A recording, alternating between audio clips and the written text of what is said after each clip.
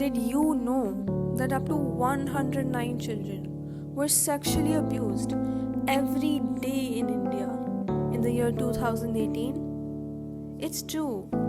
It's also true that the younger the victim, the more severe the abuse.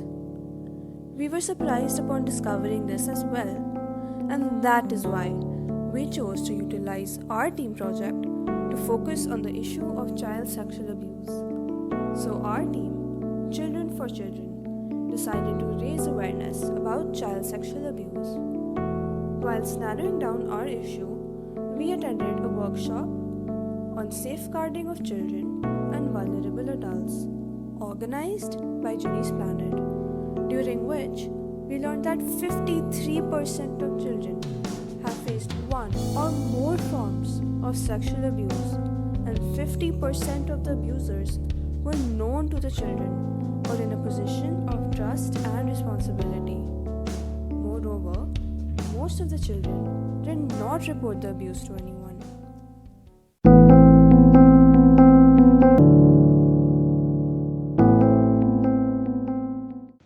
As many as 109 children were sexually abused every day in India in 2018. Only 32,608 cases were reported in 2017, while 39,827 cases were reported in 2018. Crimes against children have increased steeply over 6 times in the decade over 2008 to 2018. From 22,500 cases recorded in 2008 to 1,41,764 cases in 2018, as many as 781 cases of use of child for pornography or storing child pornography material was also recorded in 2018, more than double that of 2017 when 331 such cases were recorded. India leads the world as a country with maximum cases of child sexual exploitation. Statistics show that in India, every 155 minutes, a child under 16 years of age is raped.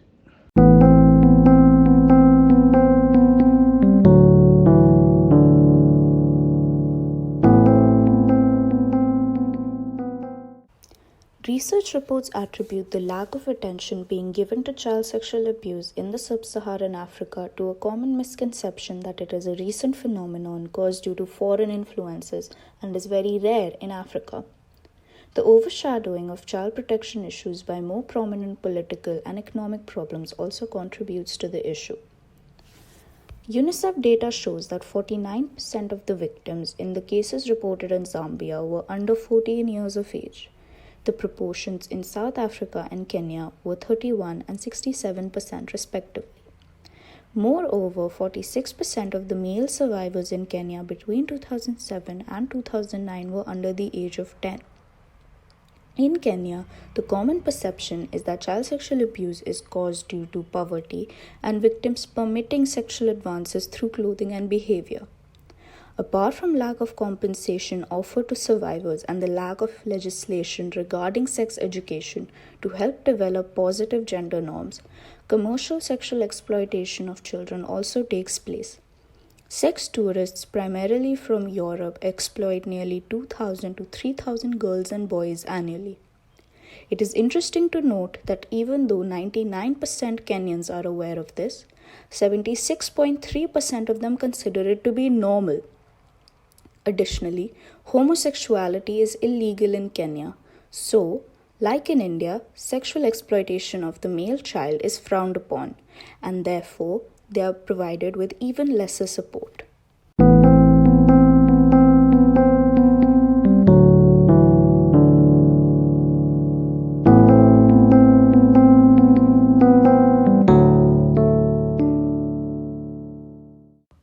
Children in every 10 people in Serbia have experienced sexual violence, but only 7% have reported this to the authorities. 33% of sexual abuse has taken place in the abuser's home, and 4 out of every 5 sexually abused children are girls. Sexual abuse remains a taboo topic in Serbia, as 50% of parents have never talked about sexual abuse with their children, and only 10% of schools have initiated discussion of the topic. 40% of child sexual abuse occurs predominantly in poor, unstable, or disorganized families, and only 27% of pediatricians felt competent detecting medical evidence of child sexual abuse, diagnosing it, and were uncomfortable asking questions about the possible abuse, whereas only 33% pediatricians were interested in further training. CSA is underreported at a concerning rate in Serbia. Economic underdevelopment is found to be an important determinant of violence against children on an international scale, and children at 2 years of age are at the highest risk of violent discipline. 47% of children with disabilities experience some form of violence outside the family.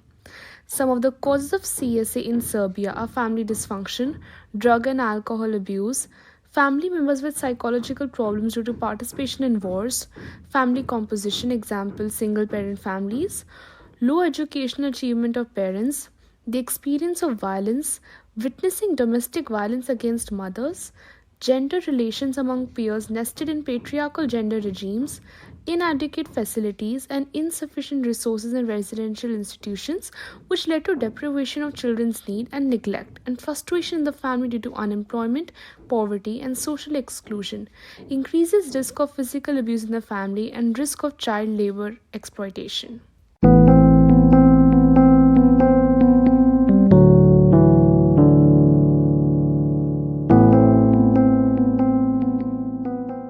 According to the Crime Survey for England and Wales, in the United Kingdom, around 3.1 million adults between 18 to 74 years of age were sexually abused before the age of 16. The number of cases where the victim was female was higher than the number of those whose victims were male. About 1 in 7 adults stated that they did not inform anyone about their childhood sexual abuse. The United Kingdom has been actively working to combat this issue. A government report from 2017 highlighted specific courses of action being taken in the United Kingdom. For instance, investing 14 million euros in the support of victims of childhood sexual abuse. Research from organizations based in the United Kingdom enabled our team to understand the shocking long-term consequences of CSA.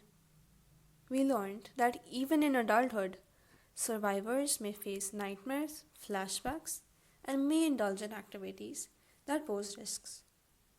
They are also 3 times more likely to adopt a psychological disorder in adulthood, such as depression, post-traumatic stress disorders, eating disorders, anxiety, dissociative disorders, and more.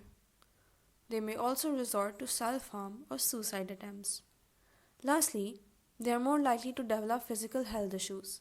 For example, gastrointestinal problems, gynecological problems, and heart disease.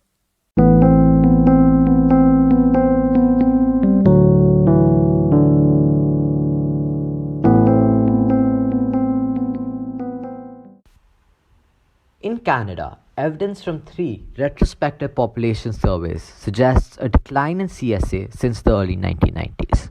That being said, there were 18,046 police reported sexual violations against children in 2017, which represents a 118% increase from 2010. This increase is attributed to a significant rise in incidents of luring a child via computers, which includes both agreement or arrangement to commit the offense. Another reason is the establishment of specialized units in the police that have been tasked with identifying this crime.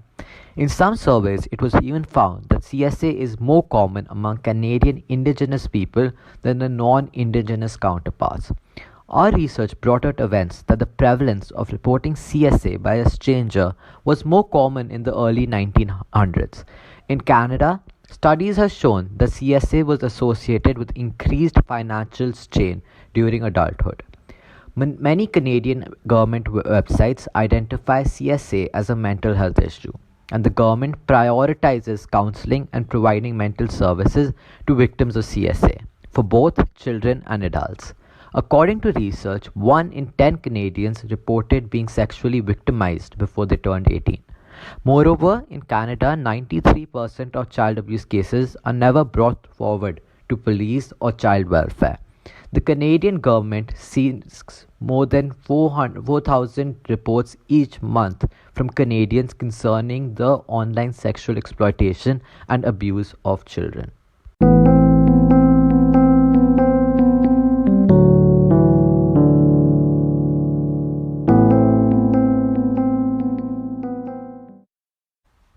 According to research in Sweden, despite there being a few cases of CSA within the country, child sex tourism is becoming more common.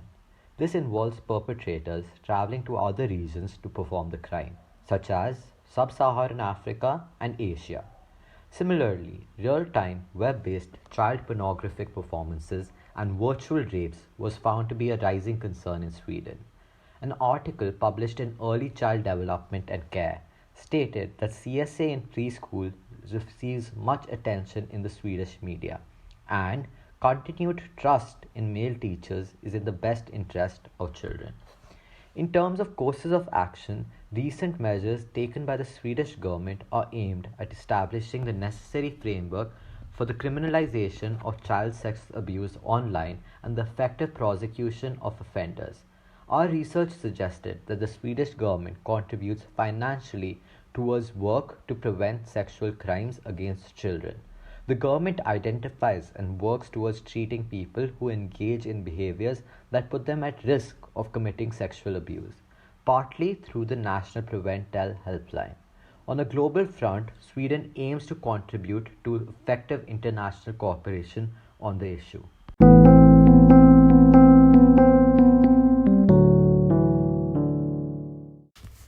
Studies and surveys mentioned in Pinky Virani's book Bitter Chocolate talk about how similar patterns of child sexual abuse are present among upper, middle, and lower class homes, and that more than half of these acts are committed at home. Furthermore, alcohol and victim blaming are the most common excuses used when abusers are caught. It also mentions how places like Goa are used for commercial sexual exploitation of children, especially for young male children.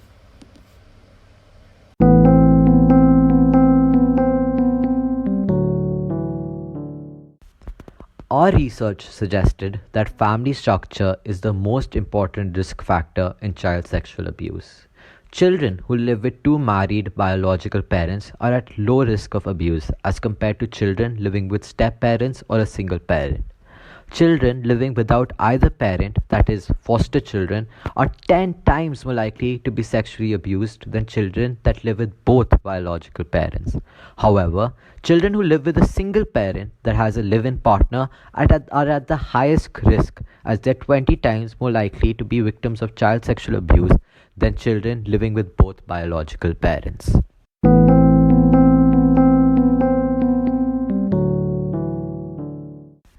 Research on the various socioeconomic risk factors suggests that the risk for sexual abuse in children is tripled for those whose parents are not in the labor force.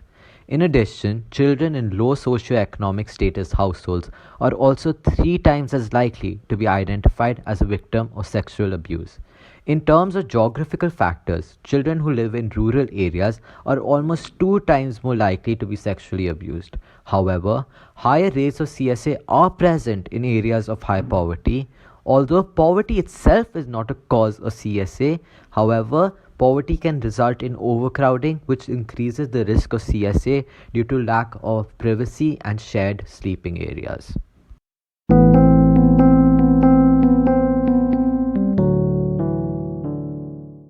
Children with disabilities are 2.9 times more likely than children without disabilities to be sexually abused and are less likely to receive the services and support they need to heal and seek justice.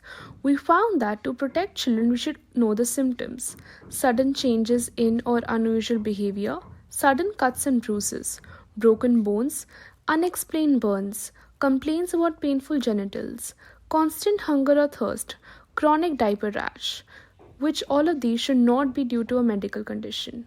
We should teach them about boundaries, privacy, consent, appropriate touches, sufficient vocabulary to report abuse, and we should never assume that all behavior is disability related, and we should not dismiss it.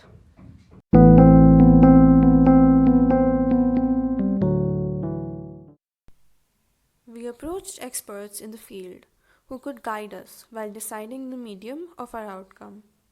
As a team, we were constantly juggling between the idea of the resource for children being an animated video or a comic strip.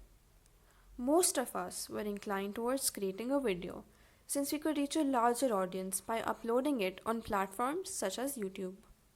We approached Dr. Dipali Rao, a clinical psychologist.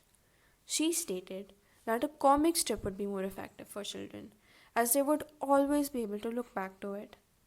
Moreover, parents would be able to read the comic strip aloud to their children if they are too young to interpret it by themselves.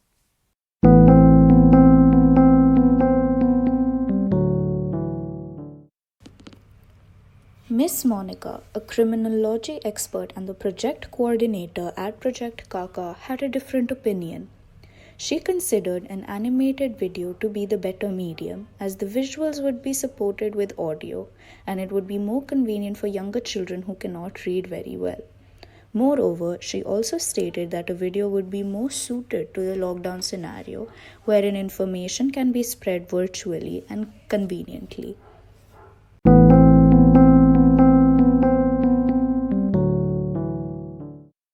We also consulted Miss Divya Vaishnava, founder of the Bud Foundation, who concurred with Dr. Dipali Rao and suggested that we go ahead and design a comic strip. She also guided us throughout the comic making process.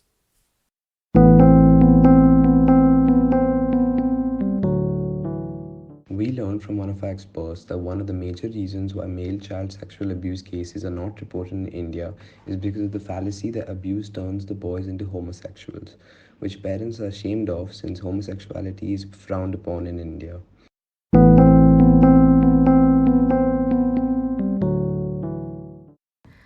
Supreme Court stays release of accused whose sentence was cut to 1 year by Bombay High Court on grounds that there wasn't skin contact with victim and stated, no skin touch, no sexual abuse. This was something that contradicted our knowledge of the POCSO Act, which was also a part of our outcome.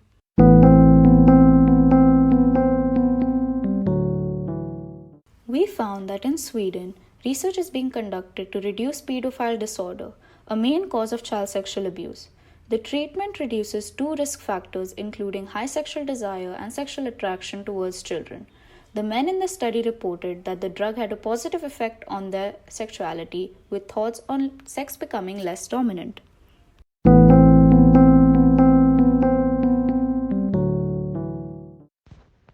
We conducted a workshop which was hosted by two experts for parents of children aged 5 to 12. We touched upon the legal, mental, emotional, and physical aspects of CSA. The first half of the workshop touched upon the POSCO Act, providing information on children's rights in India. The second half explored child safeguarding and personal safety measures, whilst also providing explanations on techniques used by abusers. Many people did not attend our first workshop, hence we had to reschedule it. For the rescheduled workshop, we advertised more on Instagram and WhatsApp. The new workshop topped at 29 participants and it was hosted on Google Meet.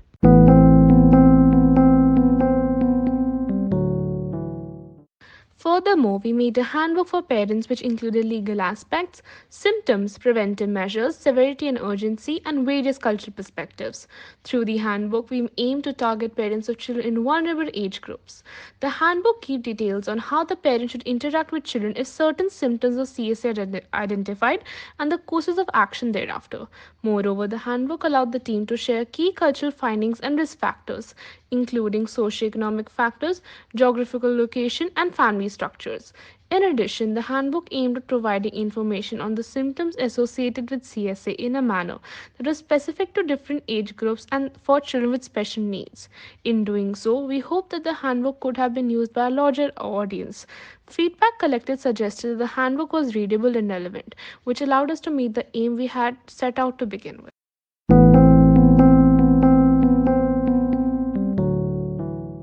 Designed a comic strip for children to educate them and make them aware of child sexual abuse.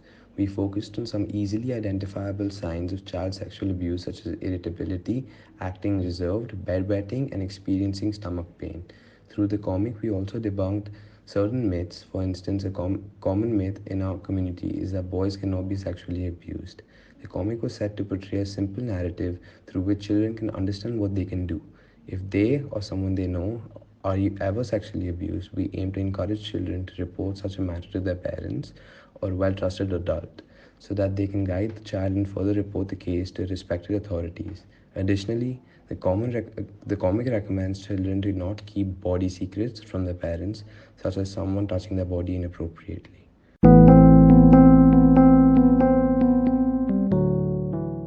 Although this is where our team project ended, we intend to continue spreading awareness about child sexual abuse by distributing soft copies and hard copies of our handbook and comic strip, collaborating with other organizations, and by keeping our Instagram account active.